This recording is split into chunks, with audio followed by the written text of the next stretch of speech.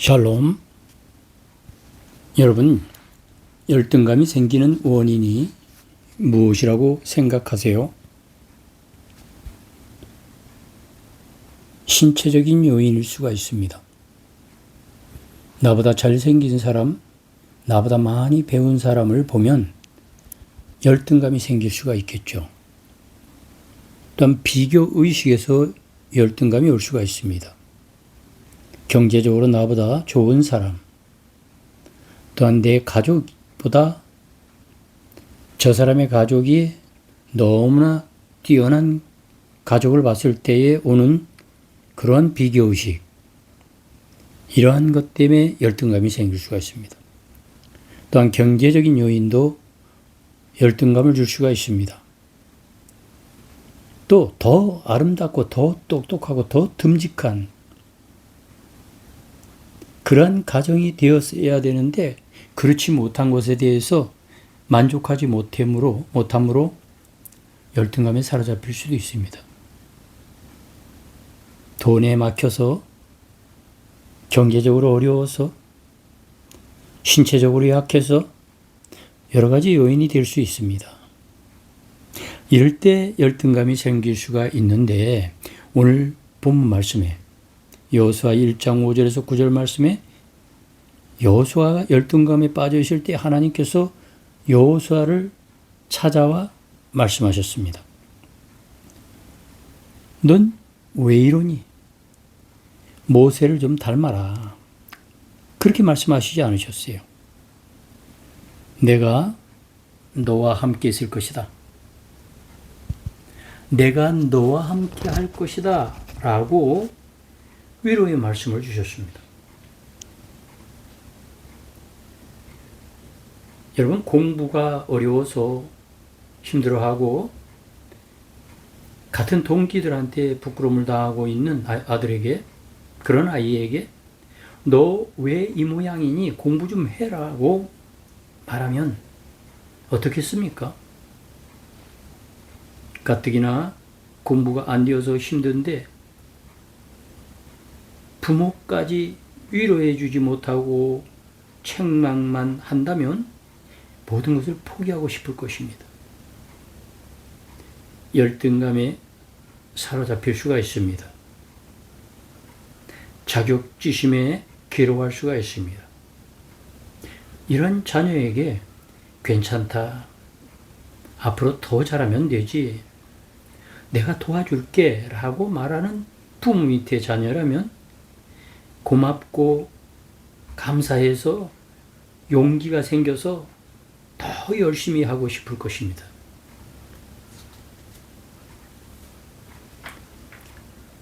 여호수아가 열등감에 사로잡혀 힘을 잃고 있는 시간에 하나님께서 찾아오셔서 말씀하셨습니다.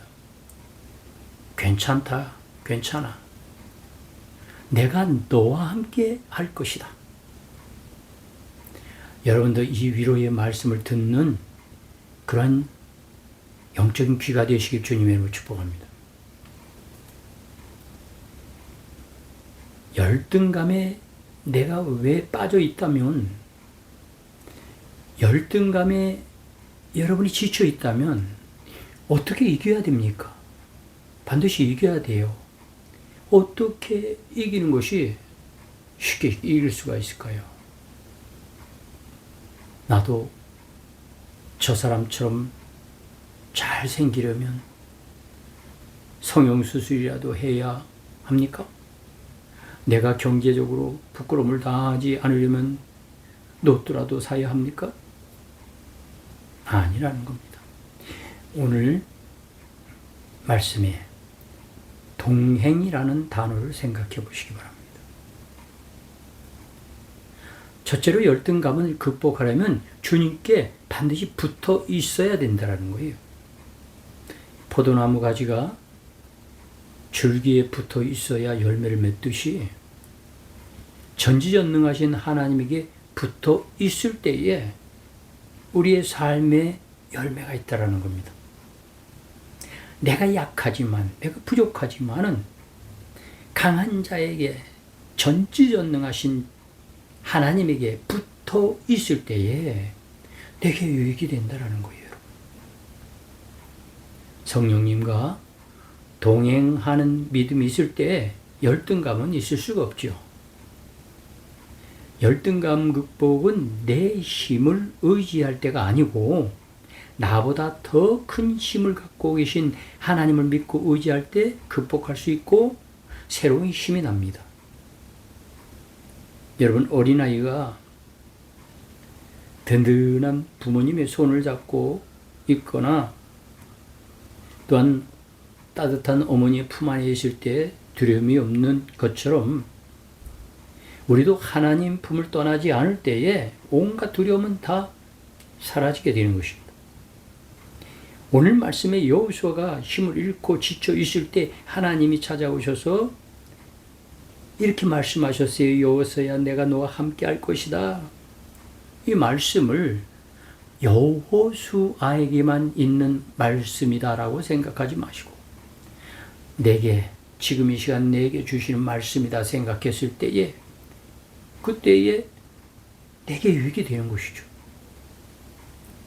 여호수아는 모세의 뒤를 이어서 이스라엘 사람들을 이끌어가야 할 사람입니다. 그런데 자신은 모세와 같은 능력도 지혜도 없는 것 같았고 수많은 백성들을 이끌고 간다는 것이 어렵게만 느껴졌습니다. 자기 자신을 바라보고 자신의 연약한 군사를 바라보았을 때 힘들고 지쳤습니다. 하나님은 그를 책망하지 아니하시고 말씀하십니다. 넌 왜 모세와 같이 담대하지 못하느냐? 왜 모세와 같이 능력이 없느냐고 그렇게 말씀하시지 않으셨습니다. 내가 너와 함께 할 것이다. 내가 너와 함께 할 것이다. 하나님이 여러분과 함께 하실 것입니다. 여러분, 사랑하는 여러분, 내 자신만 믿고 모든 것을 내가 해야만 한다고 생각할 때 나는 더 지치고 열등감에 빠질 수 있다는 것을 우리는 경계해야 됩니다. 내가 할 수 없는 부족한 부분을 하나님께 맡기고 담대하게 나갈 때 열등감은 사라지게 되고 승리할 수가 있습니다. 두 번째로 열등감 극복에는 내가 누구인지를 생각하는 것보다 하나님의 신실하심을 믿고 바라보는 믿음의 용기가 있어야 극복하기가 쉽습니다.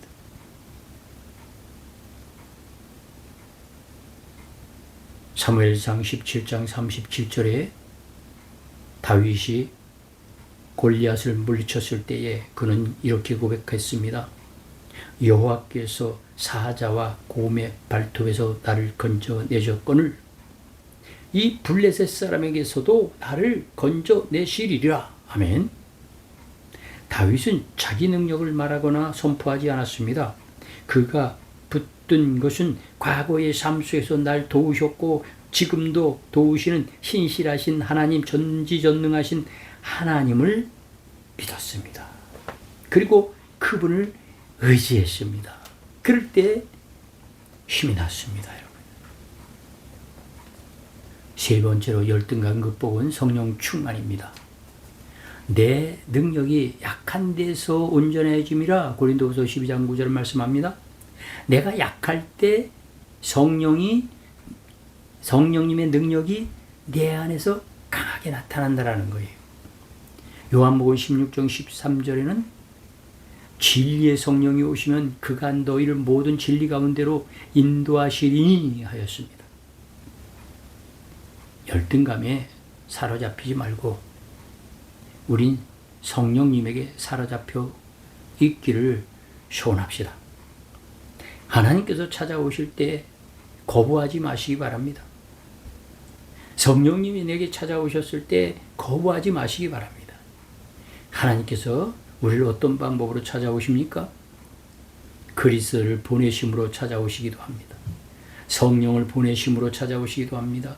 선지자들을 보내심으로 찾아오십니다. 그의 말씀을 주심으로 지쳐있는 우리 열등감 속에 빠져있던 우리가 주님의 음성을 듣게 됩니다. 여러분, 이때에 우리가 주님을 맞이할 수 있어야 돼요. 성령님을 모셔드릴 수 있어야 돼요. 선지자들의 말씀을 들을 수 있어야 된다는 겁니다. 사랑하는 여러분, 오늘 이 시간 이후로 더욱 주님께 붙어 있고 하나님의 신실하심을 믿고 행하며 열등감을 몰아내고 다윗이 골리앗을 쓰러뜨리고 승리한 것과 같이 승리하시길 주님의 이름으로 축복합니다. 아멘. 사랑의 주님, 오늘도 약한 저희들을 불쌍히 여기시고 성령 하나님의 도우심으로 더욱더 강하고 담대해질 수 있게 도와주시옵소서. 예수님의 이름으로 기도드립니다. 아멘.